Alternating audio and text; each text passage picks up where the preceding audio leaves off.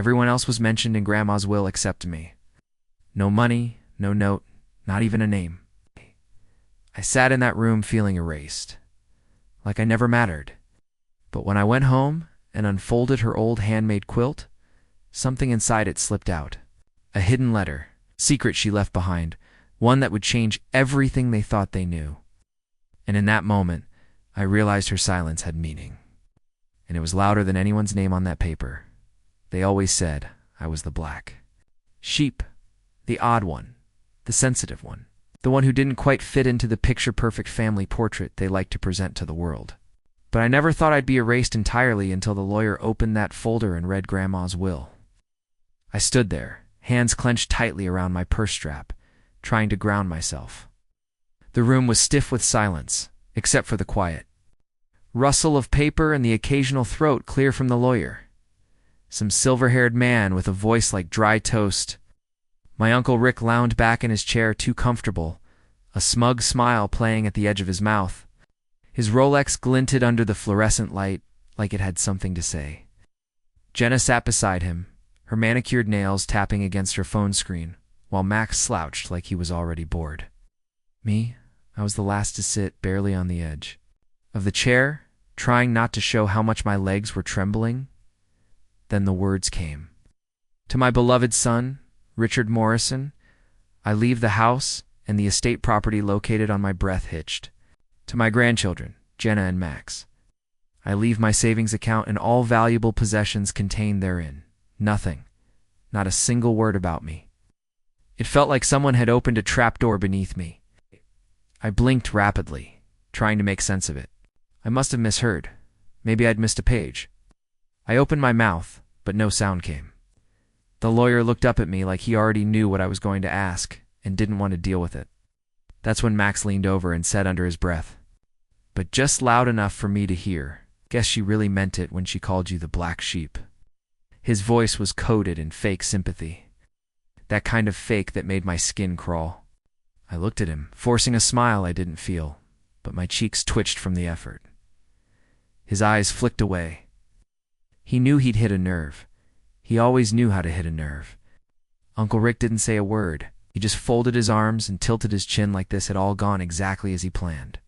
And maybe it had. My heart was pounding, but I stayed quiet. What could I say? That there had to be some mistake. That Grandma Ruth would never leave me out like this. That she loved me. But what proof did I have? I could almost hear her voice. Soft and warm, the way she used to whisper, "You're my heart, Emmy," when she tucked me in. That quilt she wrapped me in on stormy nights, her hands gnarled with arthritis, brushing my hair back when I cried. All of it felt so real, and now it felt like a lie. I waited, hoping the lawyer would say more. A letter, a note, something, anything. But the folder closed with a dull snap. And that was it. It was over. "Thank you for coming," he said. "All ready."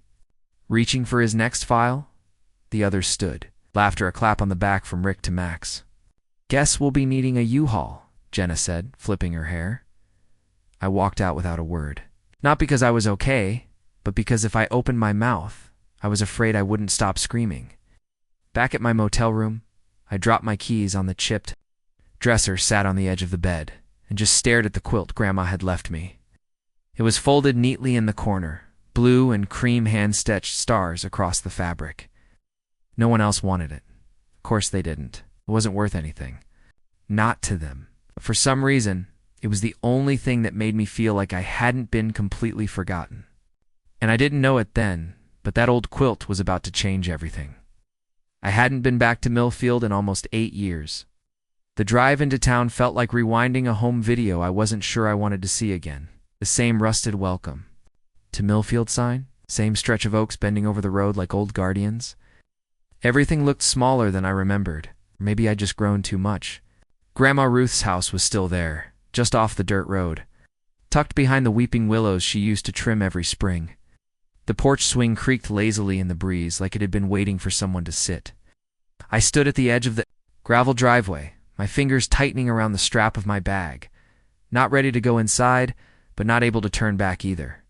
The funeral had been the day before, short, cold, and full of faces I hadn't seen in years.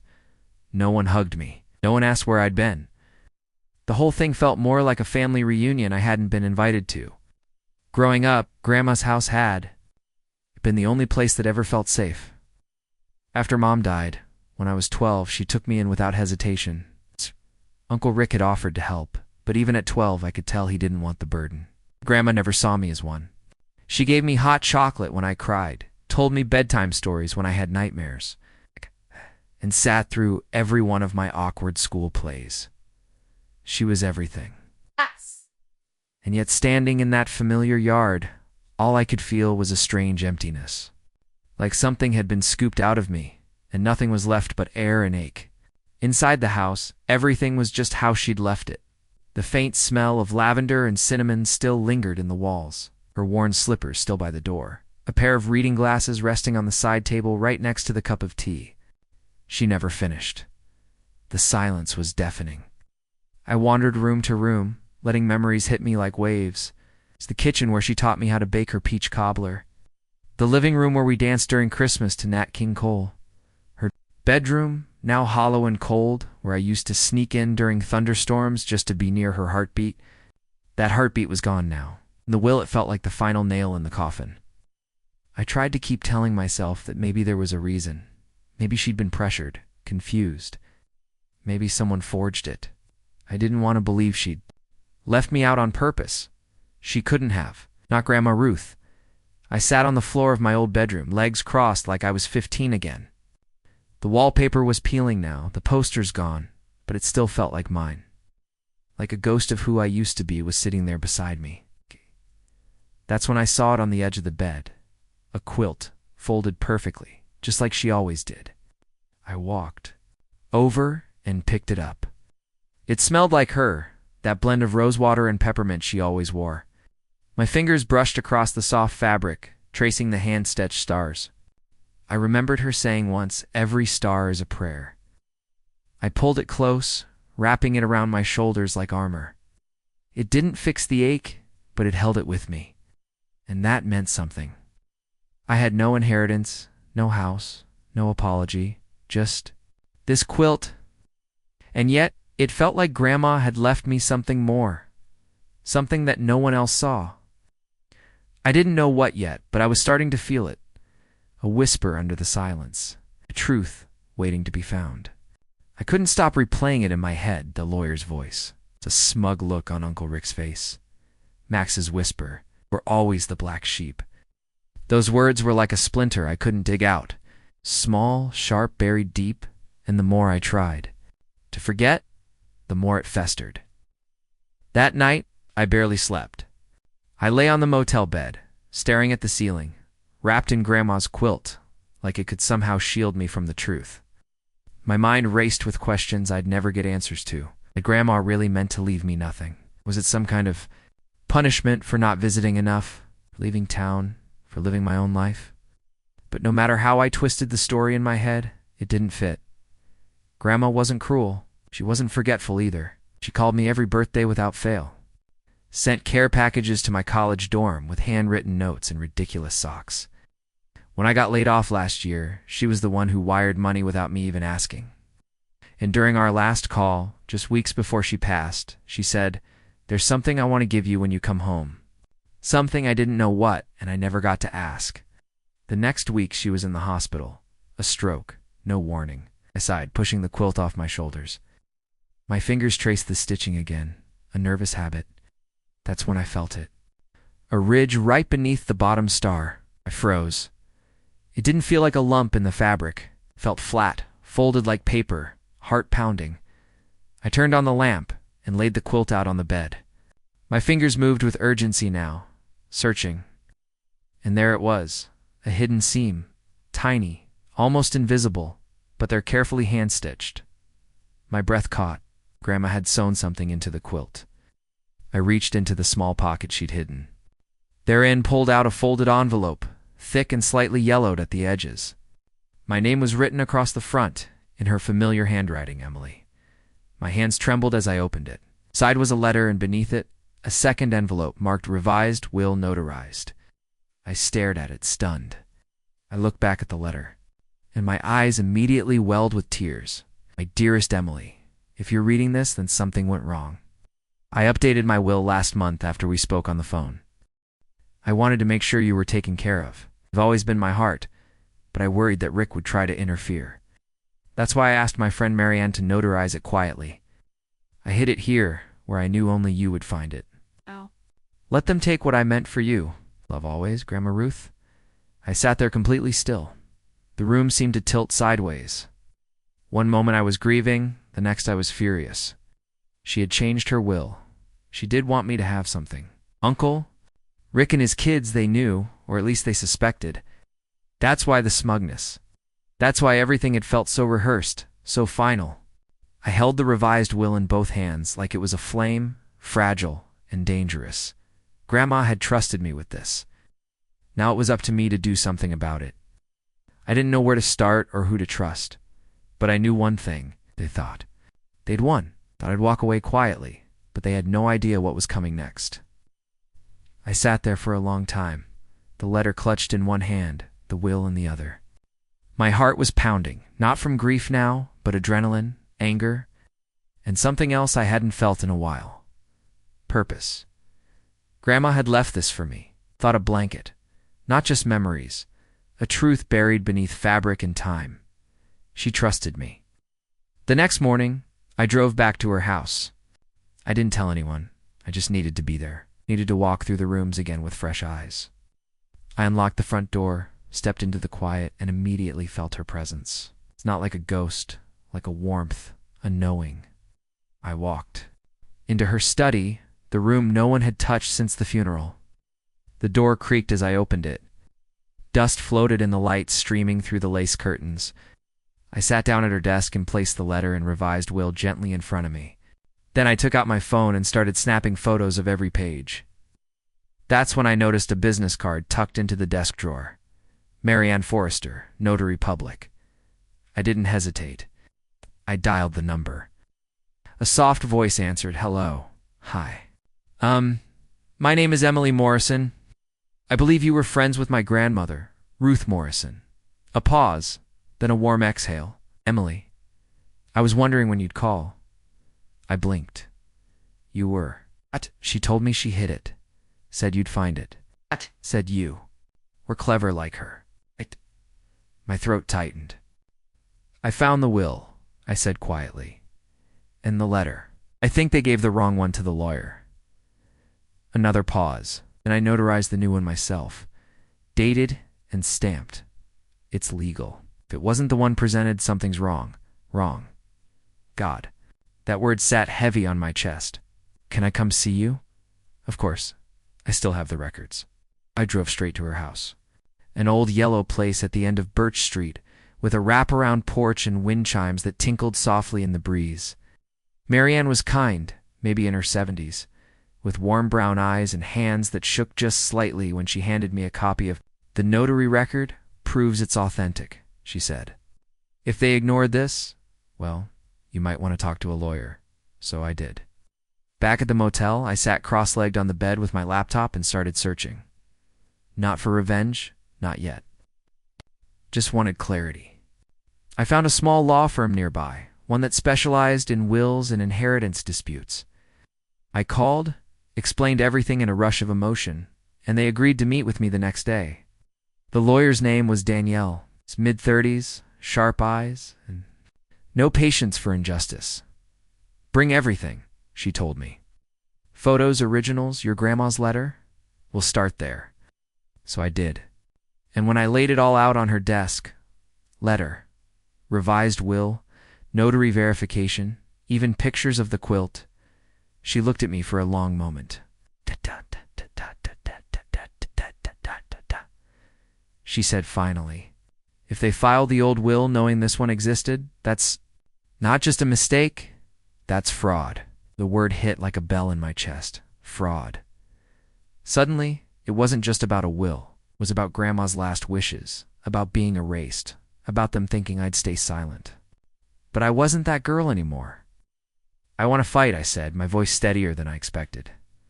Danielle nodded. "And let's make sure they never forget what Grandma left behind."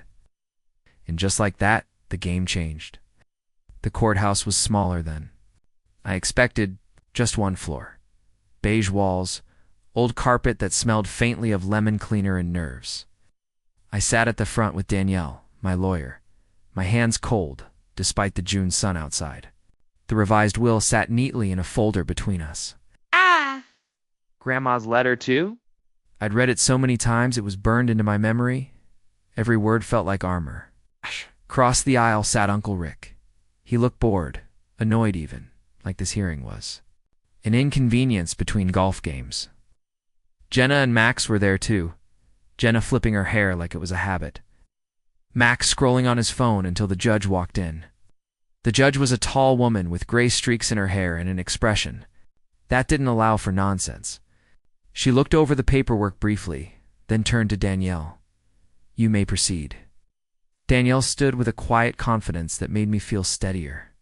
"Your Honor, we are here today to contest the execution of Ruth Morrison's estate. The will previously presented by Richard Morrison is in fact outdated and invalid.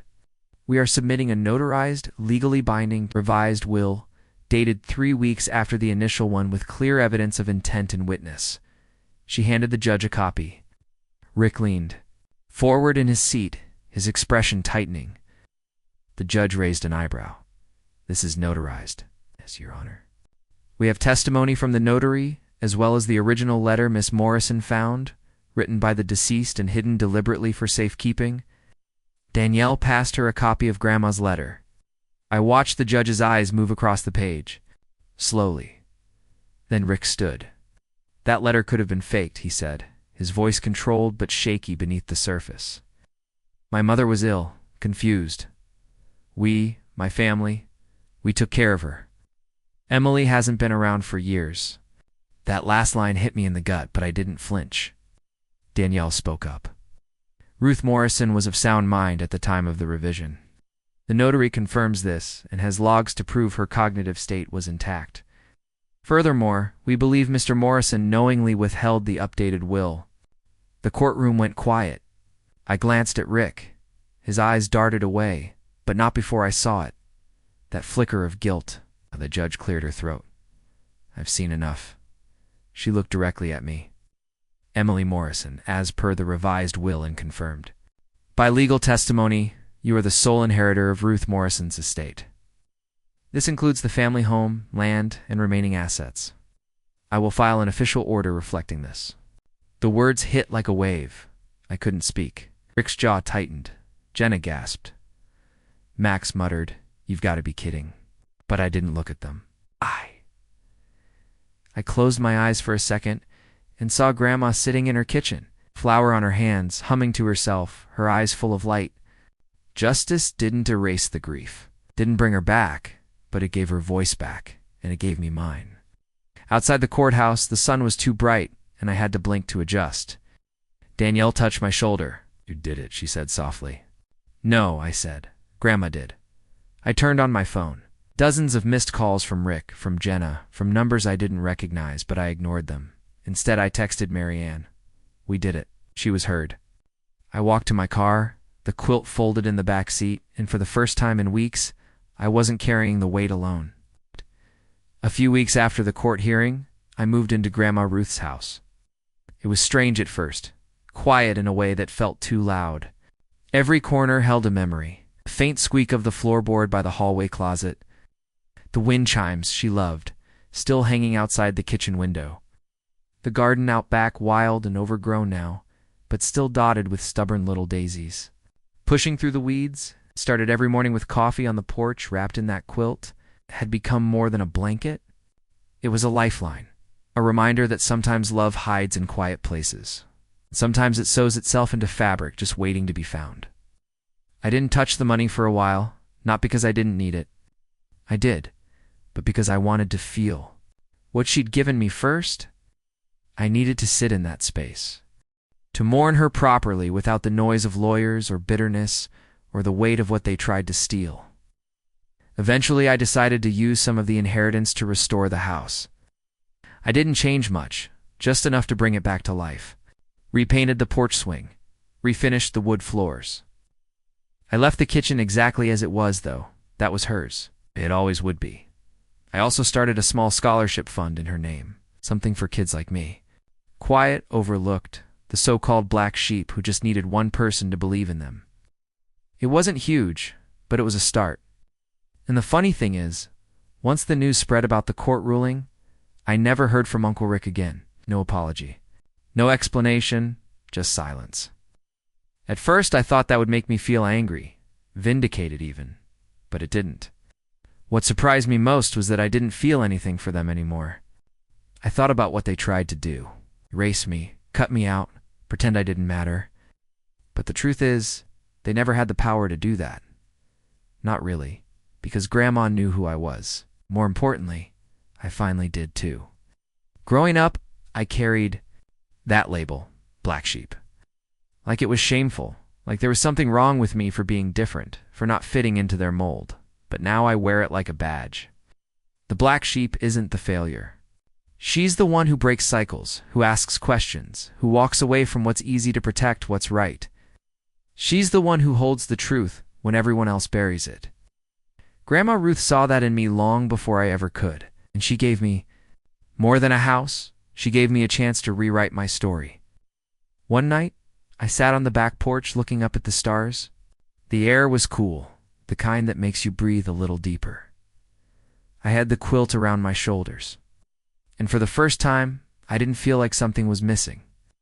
I felt full, grateful, free. And I realized something.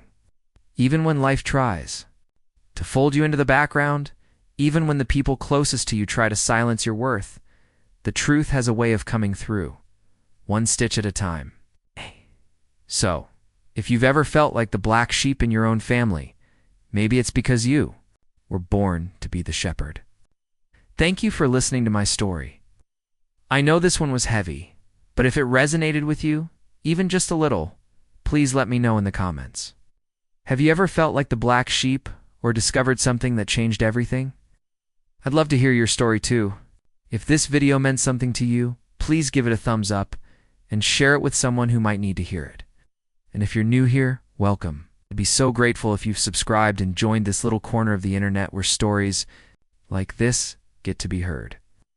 Until next time, take care of yourself, and remember, sometimes the ones who don't fit the mold are the ones who are born to break. There's a unique kind of pain that comes when you're forgotten by the people you loved the most. Sitting in that lawyer's office, hearing every cousin, uncle, and sibling's name called out while mine was left unspoken, felt like the final goodbye I wasn't prepared for. I tried to smile, to pretend I didn't care. It felt hollow. The woman who raised me, who tucked me in with bedtime stories, who stitched love into every meal and memory, we were inseparable. And yet I was invisible in the legacy she left behind. I went home that evening, alone and heartbroken. I wanted anything to feel close to her again. That's when I saw the quilt, old, faded, but filled with the colors of my childhood. She used to say every patch told a story. I wrapped myself in it like I had so many times before, and as I did, something fell to the floor. A small, neatly folded envelope, sewn carefully between the lining. My hands trembled as I picked it up. Inside was a letter written in her handwriting addressed. Only to me, she wrote that the will wasn't where she wanted her true gift to live. She didn't care about bank accounts or property titles. She cared about meaning, about soul. It reminded me of the nights we spent stitching that quilt together. Of the times I helped her when no one else did. Of the love we shared that could never be listed in a legal document. And then she revealed the real secret. Inside the letter was a set of keys and a property deed. Not to her house, but to her first home, the place where our family roots began. She had restored it in secret, quietly, intentionally, and she left it in my name, because as she said, I was the only one who still understood what home really meant. My tears fell faster than I could blink, not because of the gift, but because of what it symbolized. I wasn't forgotten. I was chosen. Chosen in silence. Chosen in legacy. While everyone else chased what they thought mattered, she entrusted me with what truly did. The next time I saw my family, I didn't need to explain. I stood with pride not because I had more, but because I understood her more deeply than any of them ever would. Sometimes, being left out is just life's way of preparing you for something far greater. And sometimes, The real inheritance isn't found in what's written on paper, but in what's sewn quietly between the threads of love, memory, and truth.